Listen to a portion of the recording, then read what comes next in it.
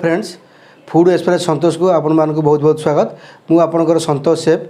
आज वीडियो आम देखा रज स्पेशल देसी स्टाइल मटन करी यार प्रस्तुति प्रणाली एवं कौन कौन सामग्री व्यवहार होची चलते आम देखा।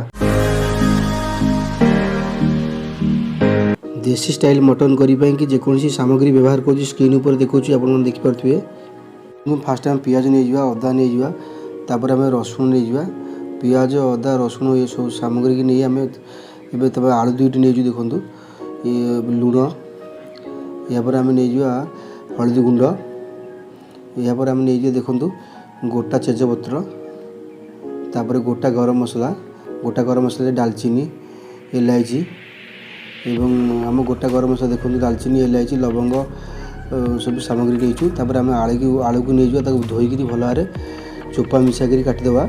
देखो आलू को चोपा मिसाक गोटे आलू को आम 4 खंड कर गोटे आलू को आम 4 खंड कर काटवा। मटन टी बड़ साइज आलू काटिला आलूटा ठीक रो गोटा साइज एवं खंड खंड होनी कहीं मटनटा सीझापी बहुत टाइम लगे से आम मटन आम आलू को बड़ साइज की काटवा। यापर देखो आम पियाज को चोपा छड़ेगी स्लाइस कर नहीं जा। देखो पियाज को किपर भाव में स्लाइस कर नौची। देखो पियाज को स्लाइस कर नेलापर यापर आम चलते अदा रसुण को लेकिन बाटा आरंभ करवा। अदा रसुण को चोपा छड़ेगी आम पेस्ट करवा आरंभ करवा। देखो पियाज को मुझे संपूर्ण भाव में काटी नहीं जाऊँगी यहीपरी भाव में पियाज को आपने काटी ने। देखो पियाज को मुझे लंबा लंबा कर स्लाइस करके नहीं जाऊँगी। देखो आम पियाज स्लाइस सरी जाए आम गोटा अदा आणिकी आम काटी नहीं जा। अदा और रसुण संपूर्ण चोपा छड़ेकी नहीं जाइए अदा रसुण को आम गोटे ग्राइंडर साहय आम ग्राइंडिंग कर ना। देखो अदा रसुण को मुझे हल्का पानी देके ग्राइंडिंग कर नहीं जी। देखो अदा रसुण को मुझे किपर भाव में ग्राइंडिंग करुँची। देखो अदा रसुण आम ग्राइंडिंग आरंभ हो। देखो मुझे संपूर्ण अदा और रसुण को साइज कर रखी ग्राइंडर ग्राइंडिंग करुँची। ग्राइंडिंग कर सारापर आम अदा रसुण बटा को नहीं आम मटन देहरे मिसेवा। देखो अदा रसुण ग्राइंडिंग आम सरी जाइए। देखो पूरा प्लेन चिकन कर अदा रसुण ग्राइंडिंग कर नहीं आम आलू को बड़ साइज की रखी गोटे आलू 4 खंड कर तेल पकई आम भाजी नेवा लाल कर नेवा।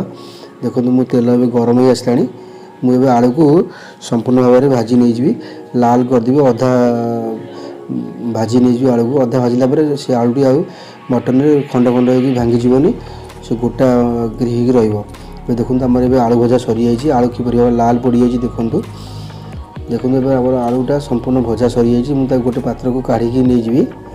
देखो आलू आम संपूर्ण भजा सरला मुझे गोटे पात्र को काढ़ी नहीं जाऊँगी। यापर आम देखो चलते मटन टी आम संपूर्ण कंचा मसला देकी प्रस्तुत करवा। देखो मटन साइज भी किपर अच्छी एवं आम से पियाज मिसेले कटा होता स्लाइस पियाज को आम से मिसेदेवा। तादर किसी स्वाद अनुसार लुण एवं हलदी एवं कंचा सोरिष तेल देकी ये सब जिनस को आम आस्ते आस्ते कर मिसई नहीं जा। देखो पियाज एवं लुण एवं हलदी एवं बटा होता अदा रसुण पेस्ट ये सब को लेकिन आम आस्ते आस्ते मटन देहरे मिसईदेवा। देखिए आम कंचा मसला आम मटन प्रस्तुत करवा। ये सब जिनस मिसई सारापर मटन को आम 10 ରୁ 15 मिनट छाड़देवा। सब जिन सहित भल भाव मिसीज और तार टेस्ट बहुत बढ़िया आसो। देखो एवं अदा रसुण पेस्ट कंचा पियाज स्वाद अनुसार लुण एवं हलदी गुंड ये सब को मु मटन में मिसई एवं सोरिष तेल ये सब को मिसला मुझे आस्ते आस्ते कि हाथ में मिसई नहीं जाऊँगी। देखो आम किपर भाव में सब जिनस को मिसई नहीं जाऊे।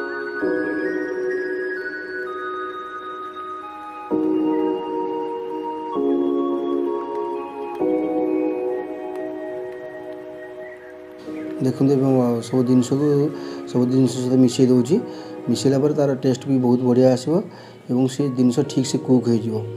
देखो मिसिया सरी जाइए मिसिया सरीगला मुझे 10 ରୁ 15 मिनट छाड़देवी। छाड़देला सब जिन सहित मिसैला तार टेस्ट भी बहुत बढ़िया आसता है। देखो आमर ए अदा रसुण पेस्ट कंचा पियाज हलदी गुंड स्वाद अनुसार लुण और कंचा सोरिष तेल सब जिन मटन सहित मिसईदेवा।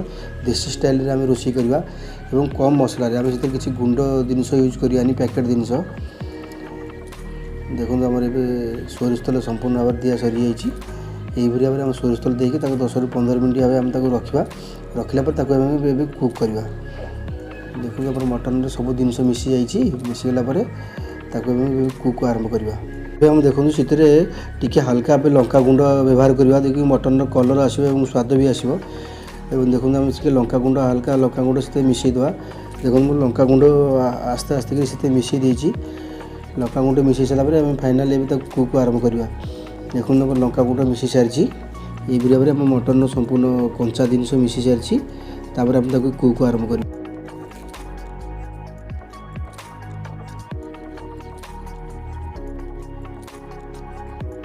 ଏବେ ଦେଖନ୍ତୁ ଆମେ ସେଥିରେ କିଛି ଗୋଟା ତେଜପତ୍ର ଏବଂ ଗୋଟା ଗରମ ମସଲା ବି ବ୍ୟବହାର କରିବା। ଗୋଟା ତେଜପତ୍ର ଏବଂ ଗୋଟା ଗରମ ମସଲା ବ୍ୟବହାର କଲେ ତାର ଟେଷ୍ଟ ବହୁତ ଅଲଗା ଆସିଥାଏ ଏବଂ ସେ ସ୍ମେଲ୍ ବି ବହୁତ ବଢ଼ିଆ ଆସିଥାଏ। ଏବେ ଦେଖନ୍ତୁ ଆମେ ଏବେ ସମ୍ପୂର୍ଣ୍ଣ ଭାବରେ ସବୁ କଞ୍ଚା ଜିନିଷ ମଟନରେ ମିଶି ଯାଇଛି।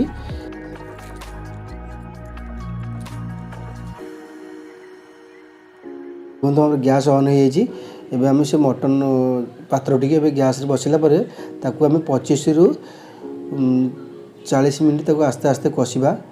देखो आम से टे मटन करी पाउडर यूज कलु ये भाव में आम मटन को आस्ते आस्ते कषा आरंभ करवा 25 ରୁ 40 मिनट। देखो मटन ए कषा आरंभ हो संपूर्ण कंचा जिनस तार कषिला देखो किपर भाव में तार कलर आसी जाइए। देखो आम टे कषिला कभर देदेवा से कभर से बांफर से स्टीम हो आस्ते आस्ते। मटन बहुत हार्ड होता है से लाल मीट आम बहुत हार्ड होता है से 25 ରୁ 30-40 मिनट तक आम आस्ते आस्ते स्लो फायर रे कषिला मटन टी स्टीम हो।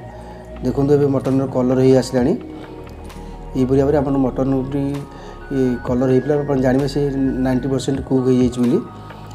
देखो टे कषिला आम टे कभर देदेवा कभर देला से बांफर आस्ते आस्ते स्टीम हो आसो। देखो आगुरी भाजी रखी आलू को आम से मिसईदे। देखो आम आलू मिसिक आस्ते आस्ते कर कषि नहीं जावा। देखो मटन ए कषि आसला संपूर्ण कलर भी तार रेडी हो आसी। भाव में आप मटन संपूर्ण कलर हो आसला से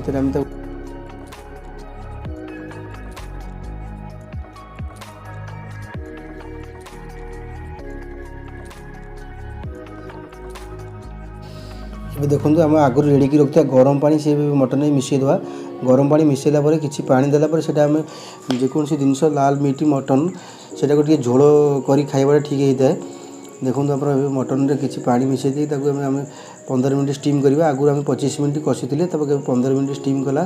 स्टीम होगा देखो मटन कलर में लाल हो आसी और ग्रेवी भी बहुत स्मेल दूसरी से आम आगु रेडी कर रखा गरम मसला गोटा गरम मसला टी छेचिकी रखी तादेह आम मिसईदे और मटन टी संपूर्ण आमर ये भाव में प्रस्तुत हो सारा। देखो मटन कलर और मटन कलर किपर देखा आलू ए संपूर्ण गोटा गोटा रही। देखो मटन स्मेल भी बहुत बढ़िया आसूँ। ये भाव में मटन करी ए संपूर्ण प्रस्तुत हो सारी।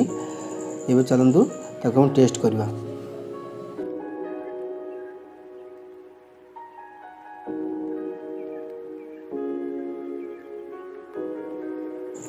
आशा करछि आज भिडियोटी आपको बहुत भल लगी। भल लगे भिडियोटी लाइक करेंगे और यहपरी भिडियो आगामी दिन देखा चैनल को सब्सक्राइब करेंगे और बेल आइकन क्लिक करेंगे। से विदाय दिंतु पुणी देखा आगामी भिडियो। जय हिंद जय जगन्नाथ।